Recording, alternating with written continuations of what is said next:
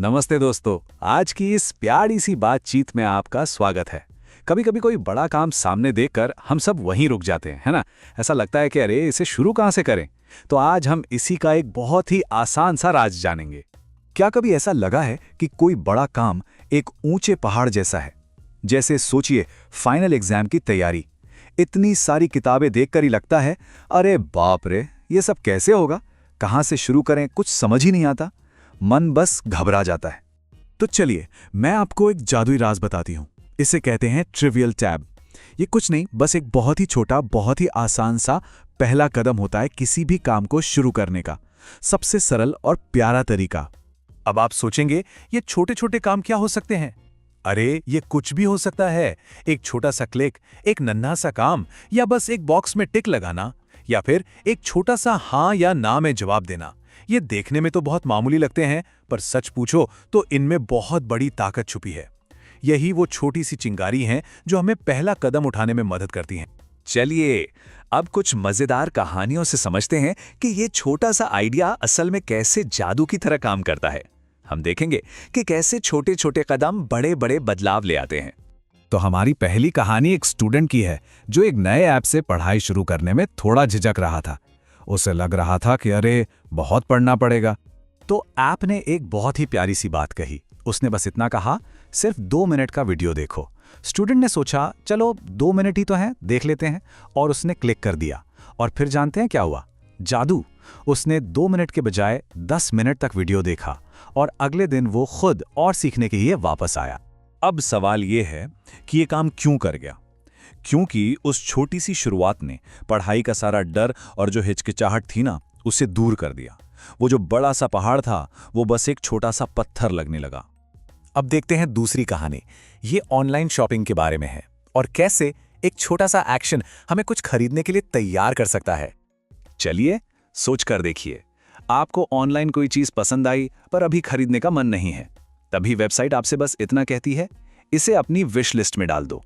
आपने बिना सोचे समझे क्लिक कर दिया।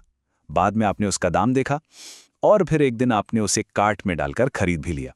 ये इसलिए काम किया क्योंकि उस एक छोटे से बिना दबाव वाले क्लिक ने खरीदने के सफर की शुरुआत कर दी थी।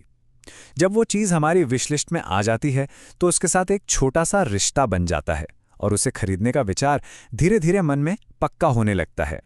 हमारी तीसरी कहानी एक मैनेजर की है जो अपनी टीम से एक लंबा सा सर्वे भरवाना चाहता था, पर कोई भर ही नहीं रहा था। सब सोच रहे थे कौन इतना टाइम लगाएगा।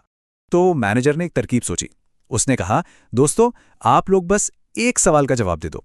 क्योंकि सवाल सिर्फ एक था, सबने फटाफट जवाब दे दिया और इसी एक छोटे कदम का असर यह हुआ कि बाद में पूरी टीम ने खुशी खुशी पूरा सर्वे भी भर दिया। इसका राज ये था कि उस एक छोटे से काम ने सबको उस सर्वे का हिस्सा बना दिया। एक बार जब उन्होंने शुरुआत कर दी तो उन्हें आगे बढ़ने में कोई भी दिक्कत नहीं हुई। वो सब उस काम से जुड़ गए। तो इन कहानियों से हमें एक सुनहरा नियम मिलता है। चलिए अब समझते हैं कि हम इस जादू को अपनी जिंदगी में कैसे इस्तेमाल कर सकते हैं। तो नियम क्या है? नियम बहुत सीधा है।